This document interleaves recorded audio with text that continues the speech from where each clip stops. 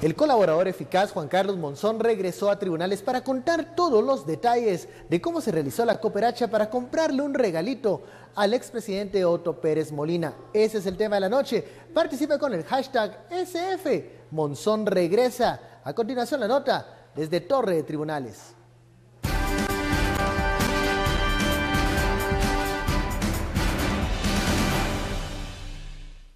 El expresidente Otto Pérez Molina está a días de perder el regalo que le dio su séquito de exfuncionarios del Patriota. En el juicio de extinción de 2 helicópteros, el llamado eslabón y colaborador Juan Carlos Monzón reveló por primera vez frente al juez la forma y fondo de cómo se logró la cooperacha para la compra de la aeronave como regalo presidencial. Fui yo el que me designó la señora Roxana Valdetti para poder comprar ese helicóptero. Específicamente esta matrícula y la matrícula de este helicóptero significaba que era Otto, Roxana y Alejandro, y lo utilizaban, por lo menos supe que lo habían utilizado ellos dos. Agregó que una parte del dinero para la compra fue adquirido producto de coimas guardado en bodegas. Y otros era dinero que yo tenía guardado en las bodegas que nosotros teníamos con Víctor Hugo. Este dinero provenía de las comisiones de proyectos, de contratos de servicios o de obras adjudicados a contratistas en las diferentes instituciones del Estado. La Fiscalía propuso a 5 testigos más identificados con códigos numéricos y solicitó que las declaraciones sean a puerta cerrada. Luego de declarar por más de 90 minutos, Juan Carlos Monzón fue retirado y trasladado al centro donde misteriosamente guarda prisión, pero agradece por el buen trato y el raudal de seguridad. El Ministerio de Gobernación está trabajando muy bien en mi seguridad. Estoy excelente y contento por el trabajo del Ministerio de Gobernación, por la seguridad que me están brindando. Muy excelente, un excelente trabajo. ¿Cuál podría ser el asunto para Roxana Valdetti? Ninguno. Bienvenidos a Sin Filtro, noche de viernes. Terminamos esta semana con la llegada de Juan Carlos Monzón, colaborador eficaz, a la Torre de Tribunales para contar detalles, para decir cómo ocurrió, cómo se realizó esta cooperacha que buscaba agradar al expresidente Otto Pérez Molina, con un regalo nada más y nada menos que 2 helicópteros. Esas eran las declaraciones de Juan Carlos Monzón, quien es un eslabón importante en estos casos de corrupción que se llevan en este momento en el sistema de justicia. La etiqueta SF Monzón regresa. Damos la bienvenida a nuestros analistas, Juan Carlos Sandoval y Estuardo Zapeta. Muy buenas noches. Buenas noches. Terminando esta semana de aniversario, en donde, bueno, igual seguimos reiterando los mensajes de agradecimiento de todos los seguidores en redes sociales. Le agradecemos mucho por ese apoyo y esperamos que estos años se sigan multiplicando y sean más para seguir estimulando la conversación y el debate de los temas políticos, los temas de actualidad. Vamos con el tema de Monzón regresa, este esperado regreso. Algunos dicen o pensaban que iba a cantar algo nuevo, algo diferente, pero está confirmando información que ya se había dado a conocer en algunos fragmentos de otros casos. ¿Es Monzón el eslabón importante que conecta toda esta estructura criminal? No. Buenas noches, Carlos. Buenas noches, Estuardo. Muy feliz aniversario. No lo es. A mí lo que me asombra de inicio es lo fascinante que nos es como público el que el ladrón nos cuente en primera persona cómo hizo el robo. Conocer el círculo interno de esa estructura. Que el ladrón nos diga, yo fui quien fue a comprar, llamé al mago, y tiene estos nombres rimbombantes para poder describir la forma en la que nos robaron ilusiones, sueños y realidades a los guatemaltecos. Nos es maravillante el decir a ¿sabe qué? Teníamos bodegas con dinero que nos mandaban para poder comprarle, yo no sé cuán lambiscón se puede llegar a ser para usted venir y irle a comprar un helicóptero o dar $100,000, $250,000 para comprarle un regalo a su jefe. Me parece una lambisconería terrible. Un helicóptero que se llamaba ahora, ¿no? Otto, Roxana, Alejandro. Pero creo que no es Juan Carlos Monzón el eslabón perdido de este asunto. Creo que el tema va a ir cuando se tenga efectivamente la prueba documental. La prueba testimonial tiende a fallar, y por muy preciso que él pueda llegar a ser o por muy fascinante que pueda ser su relato, la prueba documental, dónde estaba el dinero, quién era el financista, quién era este que le pagaba la coima a Juan Carlos Monzón, dónde la guardaban, cuánto dinero era. Creo que ese va a ser el tema primordial para poder no solo tener el proceso de extinción de dominio, sino efectivamente lograr condenas de cárcel para aquellas personas que estuvieron involucradas en el caso. Como dice Juan Carlos, es fascinante conocer detalles cuando alguien nos cuenta en primera persona cómo ocurrían estas reuniones y estas conversaciones del círculo más cercano a Otto Pérez Molina y a Roxana Valdetti. Sin embargo, hay que irnos al rastro del dinero, hay que irnos a las pruebas documentales para confirmar todo lo que está diciendo Juan Carlos Monzón, porque recordemos, Juan Carlos Monzón era parte de esta estructura criminal. Héctor. Hay un relato magnífico en la declaración de 4 de junio de Juan Carlos Monzón, que yo lo he leído en radio y toda la gente, y de hecho creo que hay cierto morbo ahí, hay cierto como fascinación por entender, ver, hasta imaginar y cómo se da esto en corridos presidenciales. Da para un libro, da para una novela. Da para muchas cosas. Sin embargo, aquí hay dos actores que, bueno, uno principalmente que él menciona, que Juan Carlos menciona, pero que todo el mundo pregunta, ¿y este por qué no está preso? Y que es Víctor Hugo Hernández. ¿Quién es Víctor Hugo Hernández? ¿O quién era en ese momento Víctor Hugo Hernández? Víctor Hugo Hernández es el contador de Juan Carlos Monzón. De hecho, y la gran pregunta es, Juan Carlos Monzón ha de tener una memoria, pero impresionante. Y no, lo que sucede es que cuando hicieron allanamientos, encontraron computadoras, se encontraron papeles, se encontraron documentos, se encontraron listas, se encontraron hojas Excel, encontraron tantas cosas, pero que no las hacía Juan Carlos Monzón. El hombre ordenado que después involucra en otro caso a su propia mujer en la formación de La Estrella, las 5 empresas, los 5 picos de una estrella, que es como... las empresas de Roxana Valdetti. Las Valdetti. empresas de Roxana Valdetti, ¿verdad? Es este señor Víctor Hugo. ¿Por qué no está preso? Porque él llegó voluntariamente a presentar. Cuando ya todos iban a caer sobre el caso, sobre todo el caso de La Línea, él llega a presentar toda la información. Y él tiene esa información. Él es que el verdadero, de hecho el verdadero grillo cantor, el verdadero eslabón. El verdadero eslabón aquí es, en este momento que Juan Carlos decía, Juan Carlos Sandoval, diferencio. Gracias. Sí, Gracias. Juan Carlos Sandoval decía, necesitamos los números, ahí es precisamente lo que encontró el Ministerio Público. Y en las declaraciones de 4 de junio, que no son frente a juez competente, por eso es que no pasan a ser parte de este proceso. ¿Y por qué si Juan Carlos Monzón ya había contado algo el 4 de junio, lo tiene que volver a contar ahora, o lo tiene que volver a decir?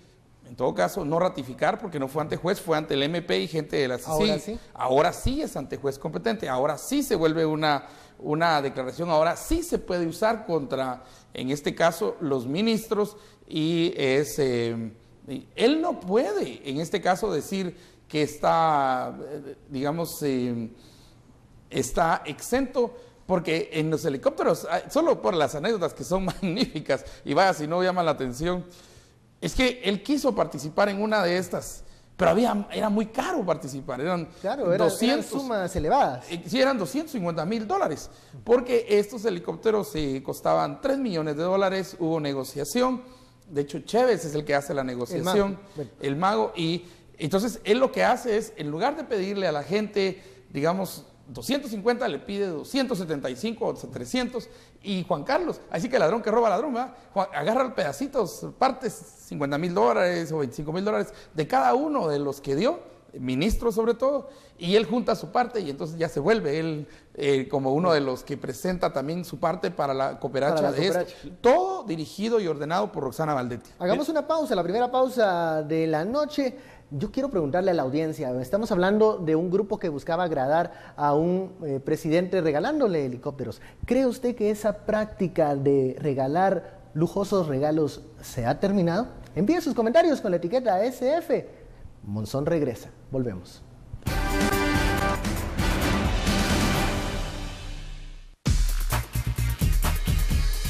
Me dice, mira, ¿por qué no hacemos lo mismo de la vez pasada? avisarle a los que siempre han colaborado para los regalos del presidente para su cumpleaños y le pedí su colaboración. Pidámosle $250,000 a cada uno. En esa oportunidad, el primero que me entregó el dinero y que me lo entregó en sus oficinas que están ubicadas en la zona 10, no recuerdo exactamente la dirección, pero es la calle que va hacia la Universidad Francisco Marroquín, esquina opuesta al Ministerio de Educación, unas oficinas de portones verdes. Fue el que me lo entregó primero ahí, fue Alejandro Sinibaldi. Recibí un primer pago de 1 millón de quetzales, de Juan de Dios Rodríguez. Esto lo recibí en las oficinas del IX, en su despacho. También lo guardé yo después en mi oficina. También recibí el dinero de Mauricio López.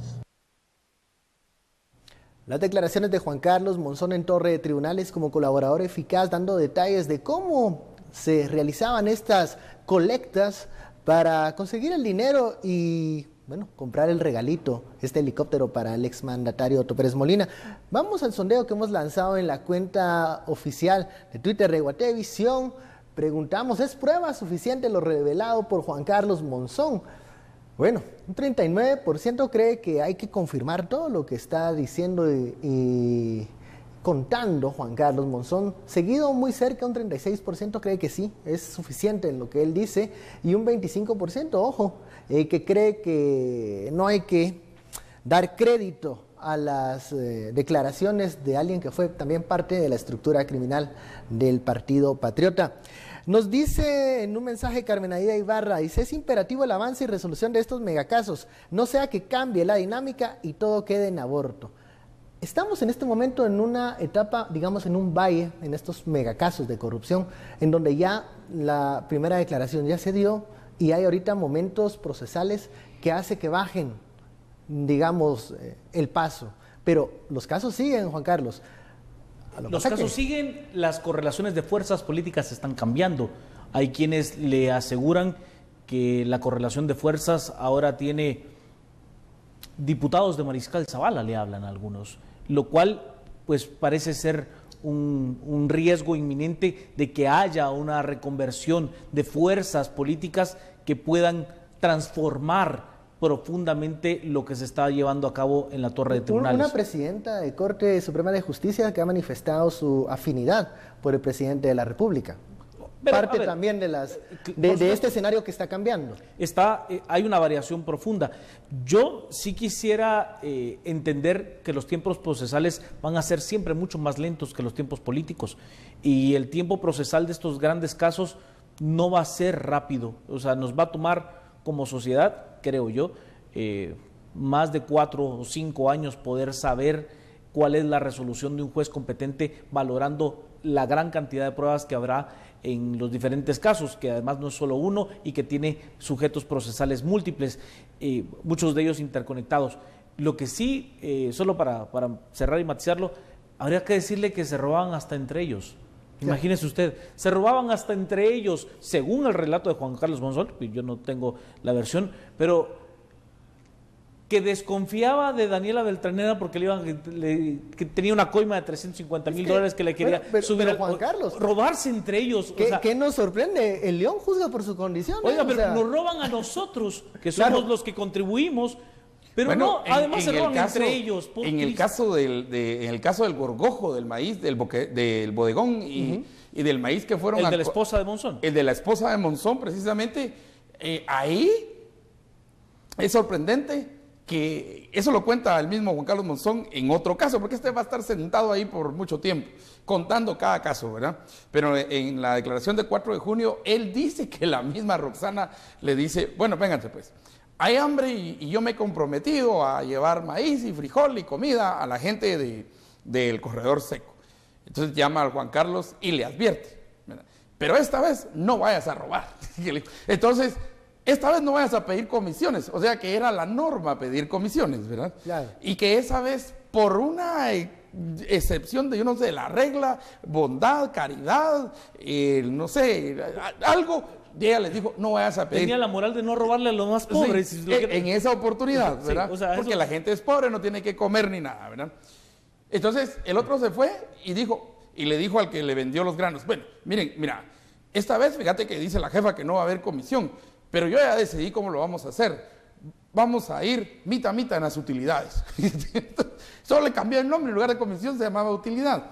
Pero aquí voy al punto de las utilidades, el orgojo y todo eso, porque él menciona bodegas. Bodegas es una palabra que utiliza, y él mismo en la declaración del 4 de junio, de hecho, cuando le dan el dinero creo que es el dinero de el reaseguro del aeropuerto, y luego el seguro, y luego también del dinero de TCQ y todo, ellos se lo quedan. Claro. Él mismo dice que era tanta la plata, era tanto el dinero que tenían, entonces él señala los lugares en la declaración del 4 de junio donde está. Por eso es que en este momento, en esta declaración acerca del helicóptero, está señalando la bodega y señala 6 lugares. Pero hay uno que es más grande, porque tenían bodega en el edificio del centro, detrás del escritorio de Roxana, él mismo dice. Y yo pregunto, ¿esas había eran las en el únicas Torre bodegas? Café, había en Torre Café, había también en Dubái, pero él mismo siempre hace referencia a una bodega más grande, a un lugar. Megabodega. A una megabodega, pero no dice dónde está. Yo solo matizo lo que le plantea Estuardo.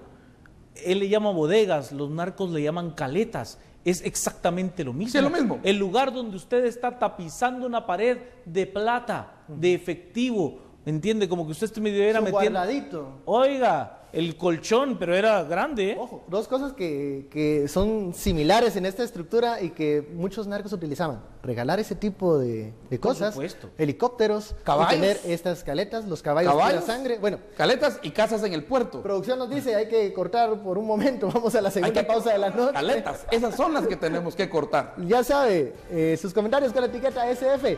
Monzón regresa.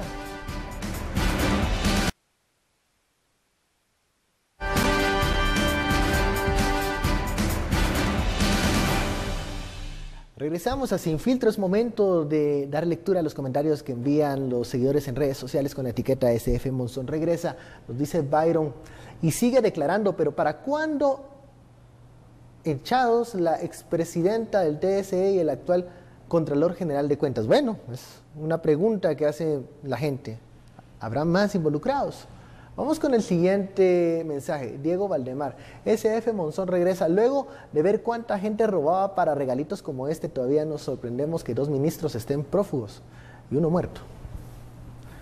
Bueno, esos son los mensajes que llegan a este espacio con la etiqueta SF Monzón regresa. Seguimos hablando de algo que los internautas cuestionan mucho, es el dinero. Se hablan de bodegas. Por eso es que yo señalaba la bodega, y por eso es que aquí el caso es el de bodega. Y yo aventuro una hipótesis. Aventuro la hipótesis que quienes saben dónde está el dinero son los familiares. Los familiares de todos ellos. De Roxana, de Otto, de Juan Carlos Monzón, de todos ellos, de Ecogolfo, aún del mismo Víctor Hugo Hernández. Porque Víctor Hugo Hernández, el contador de Juan Carlos, él involucra a la esposa.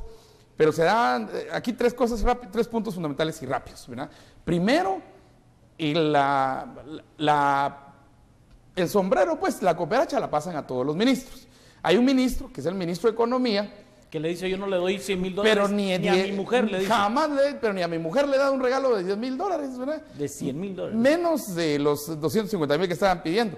Entonces la otra le dice, ese déjalo, anda a pedirle a los que siempre dan. Entonces él señala a los que siempre dan. El ministro Bonilla, el ministro Archila, que está prófugo, el ministro de la Defensa. Los 2 ministros de la Defensa. Sí, 2 ministros de la López Defensa. Ambrosio También está el ministro, no, el director el presidente Elix, ¿verdad? Y ellos son los que llevan Entonces, ahí hay. Segundo, ¿quién lava este dinero? Porque ese es el siguiente paso de la investigación. ¿Cómo esconden este dinero? Se va a Australia, se va a Macao. Hay que preguntarle a Chévez. Ahí es otro el que tiene que dar la declaración. Y todo esto que estamos viendo está dentro del derecho penal premial, así es como se llama, derecho penal premial. ¿Qué es eso? Es todo este sistema de colaboradores eficaces que ayudan y apoyan, porque muchos internautas están diciendo, ¿por qué creerle al ladrón y por qué si él también era parte de robo? Sí, pero tienen un interés más grande, que es liberarse de esto. Y el derecho penal premial lo que hace es permitir como él no es cabecilla, sí tiene derecho a ser colaborador eficaz, derecho que digamos no tiene en este caso Otto Pérez o Roxana Valdetti, no lo tienen, porque ellos por ser cabecillas están arriba pero de ahí para abajo, todos pueden ser colaboradores. Entonces, la pregunta del dinero, la pregunta del contexto, ¿por qué alguien como él decide hablar? Y tercero, fundamental, cómo los ministros siempre están queriendo ser sobalevas del presidente. ¿Por qué no tienen, cualquier ministro, no solo digo el presidente Otto Pérez, sino de cualquiera? El único que una vez, recuerdo yo, se opuso a una decisión de Álvaro Colón fue el ministro Ferrate en Consejo de Ministros. Ministro del Ambiente en aquel momento. Sí, fue por eso, pero fue el único que yo recuerdo. Fue en el caso Perenco. Porque de ahí todos son lambiscones. Y eso me lleva a la pregunta de si se sigue la práctica esta de agradar al presidente de turno para ser considerado cercano al círculo de poder. La pregunta no lo sé. No sé la respuesta. Lo que le quisiera decir a la sociedad guatemalteca es que, listo, si usted quiere quedar bien con el presidente porque es de su círculo de amigos, hágalo con su plata, no con la nuestra. Ese es el tema. Aquí lo que estamos viendo es que si volvemos a caer en las manos de las estructuras que han estado perennemente en los puestos de decisión, vamos a tener nuevos nombres para hacer nuevos ricos.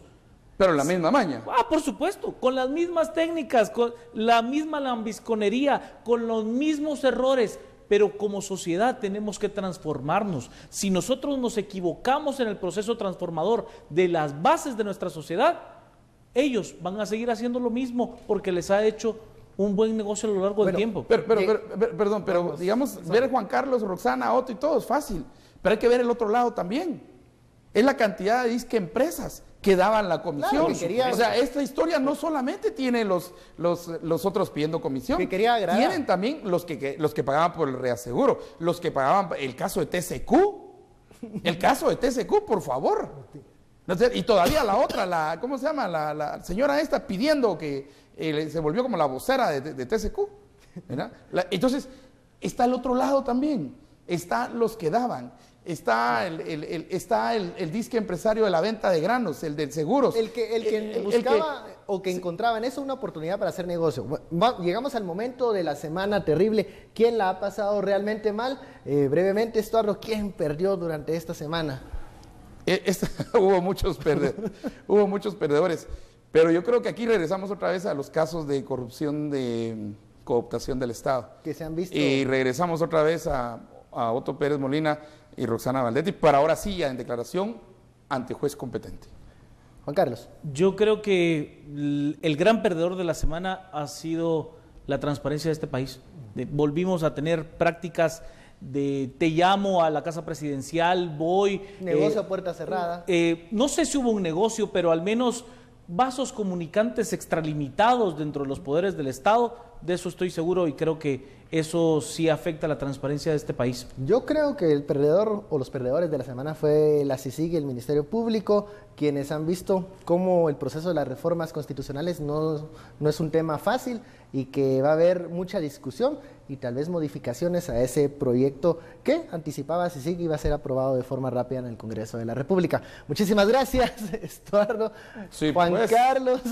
Bueno, vamos a ver cómo se desarrolla ese proceso la velocidad en el organismo legislativo, sobre todo con la próxima Junta Directiva. Bueno, muchísimas gracias a usted también por su sintonía. Esto fue Sin Filtro, el espacio donde usted saca sus propias conclusiones. Feliz noche, nos vemos el lunes. Feliz fin de semana.